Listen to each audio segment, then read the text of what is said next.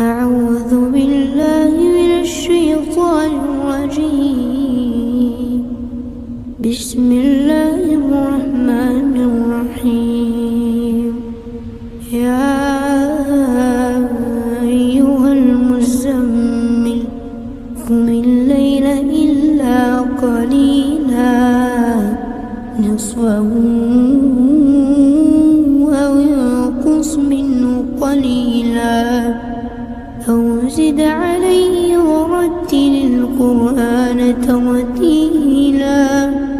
إنا سنلقي عليك قولا ثقيلا إن ناشئة الليل هي أشد وطئا وأقوم قيلا إن لك في النهار سبحا طويلا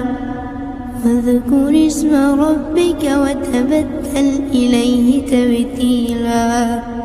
رب المشرق والمغرب لا إله إلا هو فاتخذه وكيلا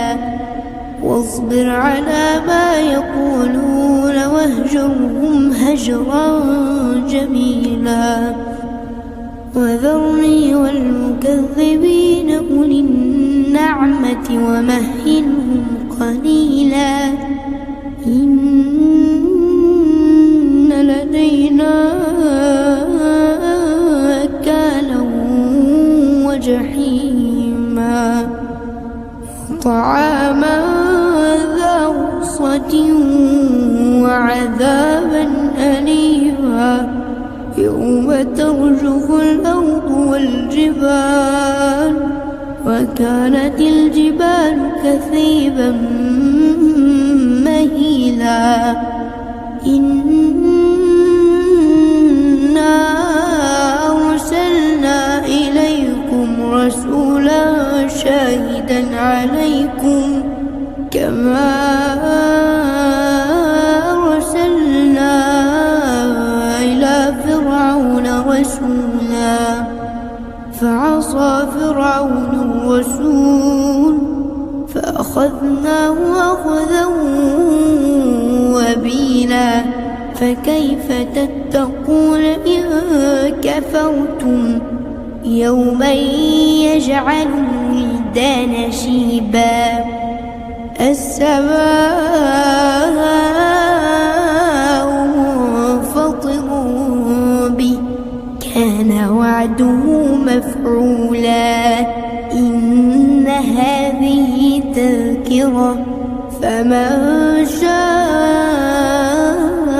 اتخذ إلى ربه سبيلا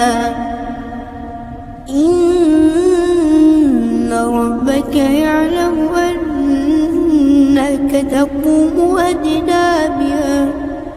إن ربك يعلم أنك تقوم أدنى بها ثلثي الليل ونصفه وثلثه وطائفة من الذين معك والله يقدر الليل والنهار علم أن لا تحصوه فتاب عليكم فاقرؤوا ما تيسر من القرآن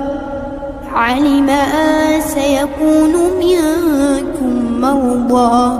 وآخرون يضربون في الأرض يبتغون من فضل الله وآخرون يقاتلون في سبيل الله فاقرؤوا ما تيسر منه وأقيموا الصلاة وآتوا الزكاة وأقرضوا الله قرضا حسنا وما تقدموا لأنفسكم من خير تجدوه عند الله هو خيرا وأعظم أجرا واستغفروا الله